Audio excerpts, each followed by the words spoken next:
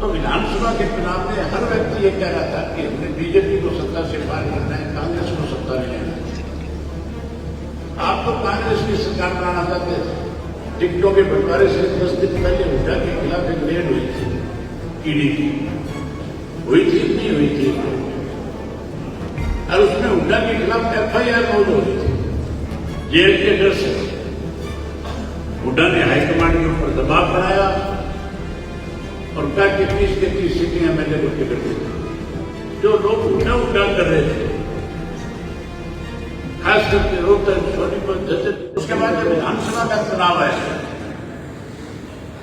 तो विधानसभा के चुनाव में हर व्यक्ति ये कह रहा था कि हमने बीजेपी को सत्ता से पार करना है, कांग्रेस को सत्ता में लेना है। आप तो कांग्रेस की सरकार बनाना चाहते थे, आप तो भाजपा को सत्ता से पार करना चाहते थे, लेकिन कांग्रेस के जो आका थे, जो आगू थे, वो सभी बीजेपी की सरकार बनाने में लगे हुए थे। भूपेंद्र सिंह हुड्डा की पार्टी लग रही, ठीक नहीं लग रही थी सरकार बनाने में। आपके सामने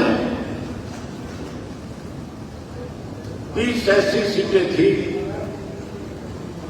जिनका सर्वे हुआ था कि सिटिंग MLA कांग्रेस के कितने जीत सकते हैं। उस सर्वे की रिपोर्ट में आया था कि 30 में से 16 ऐसे MLA हैं आपके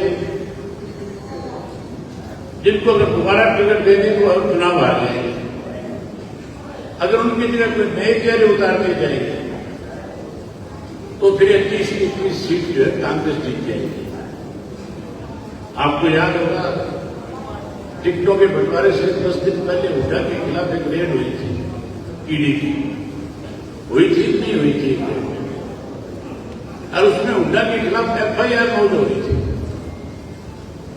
जब FIR हो गई और हुड्डा को यह संदेश दिया गया बीजेपी की तरफ से कि या तो हमारी मर्जी के मुताबिक टिकटें बंटवा दे, अगर नहीं बंटवाएगा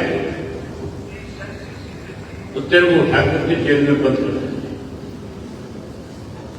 जेल के डर से हुड्डा ने हाईकमांड के ऊपर दबाव बनाया और कहा कि 30 के 30 सीटें MLA को टिकट दी। उसी दिन कांग्रेस पार्टी सत्ता से दूर चली गई। उसी दिन भारतीय जनता पार्टी के द्वारा सरकार बनने के रास्ते खुल गए थे। हमारे को तो BJP बताते थे, लेकिन खुद भाजपा के साथ मिले हुए थे। अब साथियों, हालात इस किस्म के हैं जो लोग उठा कर रहे थे, खास करके रोहतक, सोनीपत, झज्जर जिले के लोग जो ये कह रहे थे कि हमने उनकी बार हर हालत के अंदर भूपेंद्र सिंह हुड्डा को मुख्यमंत्री बनाना है।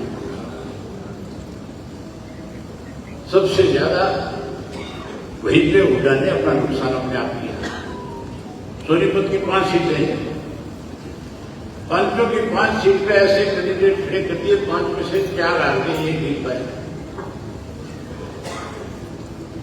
आज ऐसे हालात हैं, मैं पूरे हरियाणा में जाता हूं,